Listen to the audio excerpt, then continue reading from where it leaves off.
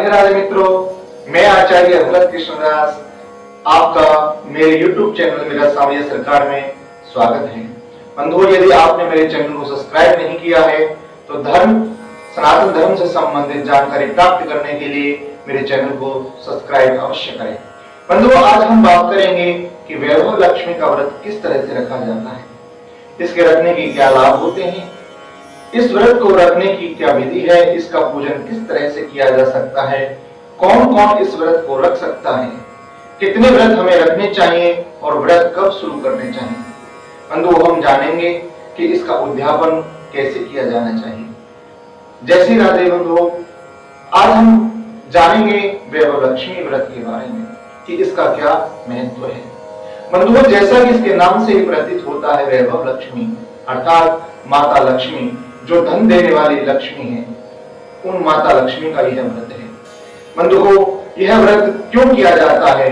जब हमारे घर में धन की कमी हो, दरिद्रता छाई हुई हो, बहुत गरीबी हो, एक एक पैसे के लिए हम मोहताज हो रहे हो, हमारे पारिवारिक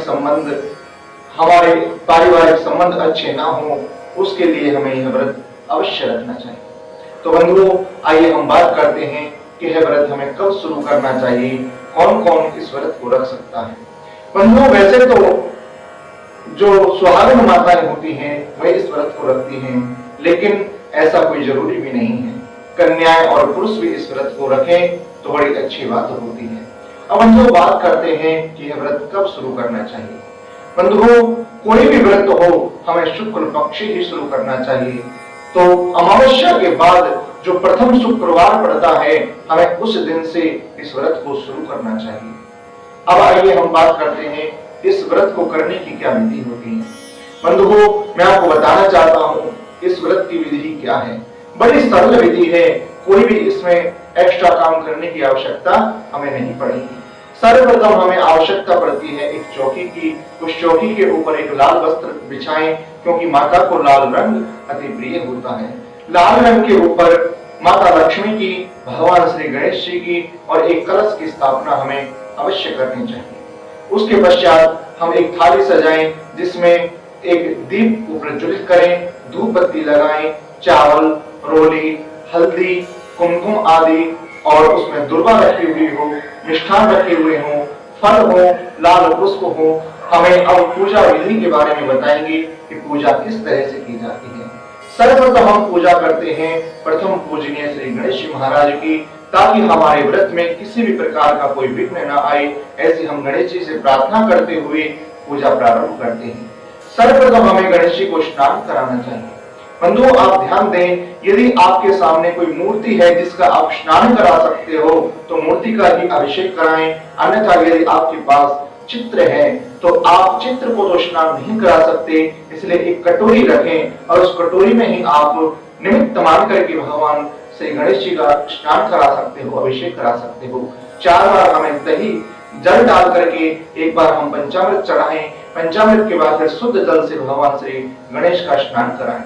स्नान कराने के पश्चात हमें वस्त्र पहनाएं, यज्ञोपवीत पहनाएं। यज्ञोपवीत के पश्चात हमें हल्दी या कुमकुम रोली के साथ टीका लगाना चाहिए, अक्षत लगाने चाहिए। उसके पश्चात हमें श्री गणेश जी पर दुर्वा चढ़ानी चाहिए। दुर्वा के पश्चात हमें दीप दिखाना चाहिए। हाथ धो करके भगवान श्री गणेश को लड्डू का भोग लगाना चाहिए।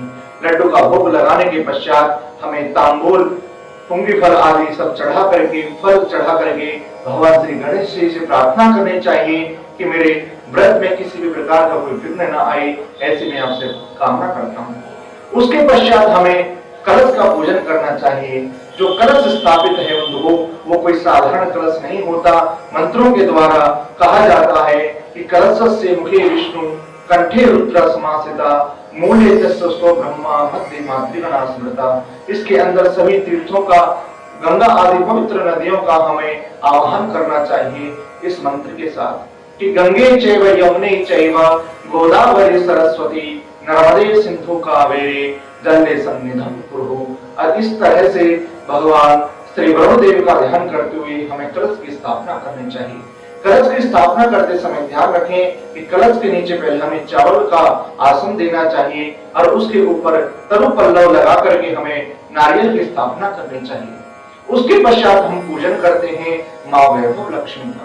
ध्यान रखें कि वैभव लक्ष्मी के साथ साथ हमें कुछ स्वर्ण आभूषण भी रखने चाहिए। यदि स्वर्ण आभूषण हमारे पास ना हो तो हम सिक्के रख सकते हैं या अपने अंगूठी रख सकते हैं या कोई भी आभूषण, सोने का जो आभूषण हो जिसमें माता लक्ष्मी का वास होता है उसको हमें रखना चाहिए। और साथ साथ श्री यंत्र को रखना हमें कभी नहीं भूलना चाहिए। यदि चांदी का या स्वर्ण का हमारे पास श्री यंत्र नहीं है तो वैभव लक्ष्मी की जो पुस्तक आती है उस पुस्तक के पीछे जो श्री यंत्र होता है उसकी ही हमें पूजा कर लेनी चाहिए। पंच उपचार से माता लक्ष्मी का और श्री यंत्र का पूजन करें जिस तरह से हमने भगवान श्री गणेश का पूजन किया है। उसके पश्चात बंधुओं मैं आपको बताना चाहता हूँ, माता वैभव लक्ष्मी के समक्ष हमें संकल्प लेना चाहिए। हाथ में थोड़े से अक्षत, सुपारी, फल आदि लेकर के दक्षिणा रखें और संकल्प करें कि मेरा ये गोत्र है, मेरा ये नाम है। उस दिन जो वार पड़ता है वह वार ले, संवत्सर ले, यह आप सभी लेकर के संकल्प की शास्त्रीय विधि क्या है मैंने इसकी एक वीडियो बनाई है जो कि आप डिस्क्रिप्शन बॉक्स में जाकर के देख सकते हो कि संकल्प हमें किस विधि से करना चाहिए। अब बंधुओं यह मैंने आपको सूक्ष्म संकल्प बताया है। आप यह संकल्प लें कि हे मां वैभव लक्ष्मी, मैं इस कामना से आपके इतने व्रत कर रहा हूँ। बंधुओं आप इसमें 11 व्रत कर सकते हो, 21 व्रत कर सकते हो, 31 व्रत कर सकते हो या 51 या 108 व्रत रख सकते हैं। संकल्प में हमें ये बोलना आवश्यक है कि हम आपके इतने व्रत कर रहे हैं। तो जिस दिन आप संकल्प लोगे उस दिन आपका वह पहला व्रत गिना जाएगा। अब हम वो बात करते हैं कि संकल्प लेने के पश्चात यदि हमारा बीच में कोई व्रत छूट जाता है तो उसकी काउंटिंग नहीं होगी। जैसे कि महावारी के समय या स्त्रियां जब अपवित्र हो जाती हैं तो उस समय वह व्रत ना रखें। और आप एक बात जरूर ध्यान रखें, यदि आप उस समय पर व्रत नहीं रख रहे हैं लेकिन व्रत के नियमों का पालन आपको अवश्य करना चाहिए। वही भोजन लेना चाहिए जो हम व्रत के समय लेते हैं। उन सभी नियमों का पालन करना चाहिए जो हमें व्रत के समय पर रखना चाहिए। अब बंधुओं हम बात करते हैं इसकी कि हमें इसमें क्या खाना चाहिए क्या नहीं खाना चाहिए। बंधुओं इसमें हमें एक समय अन्न खा सकते हैं क्योंकि संध्या के समय पर माता वैभव लक्ष्मी का पूजन किया जाता है। संध्या पूजन करने के पश्चात हम इसमें माता लक्ष्मी को खीर का भोग अवश्य लगाएं क्योंकि मां लक्ष्मी को खीर अति प्रिय होती है। पूजन करते समय हमें श्री सूक्त का पाठ करना चाहिए या फिर हम एक मंत्र जो माता लक्ष्मी को अति प्रिय है वह मंत्र क्या है मैं आपको बताता हूं कि ओम या देवी सर्वभूतेषु लक्ष्मी रूपेण संस्थिता नमस्तस्यै नमस्तस्यै नमस्तस्यै नमो नमः। कि या देवी सर्वभूतेषु रमा रूपेण संस्थिता नमस्तस्यै नमस्तस्यै नमस्तस्यै नमो नमः। या आप शास्त्रीय विधि के अनुसार भी यह मंत्र बोल सकते हैं कि ओम श्रेष्ठते लक्ष्मी शपथ्याम अहोरात्रे पार्श्वे नक्षत्राणि रूपमस्विनो व्याप्तम् कृष्णैखाणं भौमैखाणं सर्वलोकमहेटिकाणं श्री लक्ष्मी दिव्ये नमो नमः। हम इसमें एक समय अन्न का भोजन कर सकते हैं। माता लक्ष्मी को भोग लगाते समय उनका आह्वान अवश्य करना चाहिए। आह्वान करते समय माता लक्ष्मी के, माँ वैभव लक्ष्मी के जो 8 स्वरूप हैं हमें उनका ध्यान करना चाहिए। वो 8 स्वरूप कौन कौन से हैं? सर्वप्रथम आता है श्री धान्य लक्ष्मी, श्री राज लक्ष्मी, श्री अधिलक्ष्मी, श्री विजया लक्ष्मी, श्री ऐश्वर्य लक्ष्मी, श्री वीर लक्ष्मी, श्री धन लक्ष्मी, श्री संतान लक्ष्मी।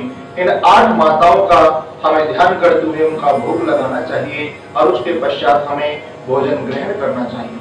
अब बंधु बात करते हैं इसकी उद्यापन की क्या विधि है और इसमें हमें क्या करना चाहिए क्या नहीं करना चाहिए। बंधुओं देखो इसमें हमें पवित्रता का अत्यंत ध्यान रखना चाहिए।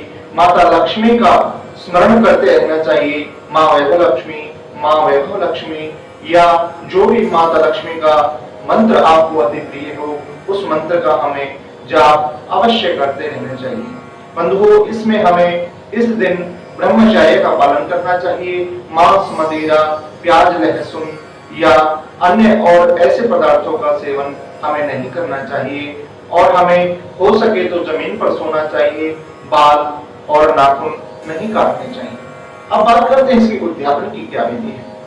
देखिए, उद्यापन जैसे ही आपका मनोकामना पूर्ण हो जाती है तो आप इस बात का अवश्य ध्यान रखें कि मनोकामना पूर्ण होते ही हमें अपने व्रत छोड़ नहीं देने चाहिए। हमें संकल्प में जितने व्रतों का संकल्प किया है उतने व्रत हमें अवश्य पूरे करने चाहिए, चाहे हमारी मनोकामना पूर्ण क्यों ना हो जाए। तो जिस दिन हमारा अंतिम व्रत हो, जैसे कि 21 व्रत हमने रखे हैं, तो 22वें शुक्रवार को हमें इसका उद्यापन करना चाहिए। उद्यापन में क्या क्या लाना चाहिए? उद्यापन में हमें देखिए 8 या 9 कन्याएं हमें इसमें बिठानी चाहिए। 9 कन्याएं अगर ब्राह्मण की हों या महिलाओं को भी हम इसमें बिठा सकते हैं। माता लक्ष्मी का पूजन करें, सर्वप्रथम हमें उनको भोजन कराना चाहिए। शुद्ध और सात्विक भोजन कराने के पश्चात हमें उनको लाल साड़ी या सूट और सभी श्रृंगार यथाशक्ति हमें उनको देना चाहिए। दक्षिणा स्वरूप देकर के हमें उनके चरण स्पर्श करते हुए उनसे आशीर्वाद प्राप्त करना चाहिए और माता लक्ष्मी से पुनः क्षमा याचना करनी चाहिए। हे माँ लक्ष्मी, हे माँ वैभव लक्ष्मी, यदि हमारे इस व्रत में कोई कमी रह गई हो, कोई त्रुटि रह गई हो, तो कृपया हमें क्षमा करें और हमारे इस भेंट को स्वीकार करें। इस तरह से बंधु आप वैभव लक्ष्मी का यह व्रत कर सकते हो। बंधु, आशा करता हूं कि आपको यह जानकारी अच्छी लगी होगी। मैं आपसे निवेदन करता हूं बार बार कि यह जो वीडियो बनाई जा रही है इसका औचित्य सिर्फ इतना ही है कि ज्यादा से ज्यादा हमारे सनातन धर्म का प्रचार प्रसार हो सके और सही जानकारी, चाहे वो व्रत की हो, चाहे वो हमारे धर्म के बारे में हो, लोगों तो जन जन तक वह पहुंच सके। बंधुओं, आप ज्यादा से ज्यादा इस वीडियो को शेयर करें। यदि आपने हमारे चैनल को सब्सक्राइब नहीं किया हो तो चैनल को सब्सक्राइब अवश्य करें। इसी के साथ मैं आपसे विदा लेता हूँ। राधे राधे।